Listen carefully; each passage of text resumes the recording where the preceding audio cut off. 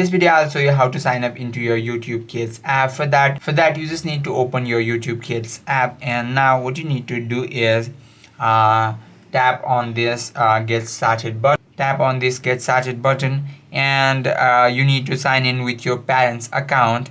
And let me just go there, and you need to select your tap on sign in button, and you'll have to read all of these parental consent. And after you read, enter your Gmail ID password. And after you enter your Gmail ID password, tap on confirm button, and you need to create a profile for your kids. You need to enter your kids name, you need to enter their birth month. That is optional, however you can add it. And now what you need to do is tap on this button, and you need to select their age, and you need to tap on select button.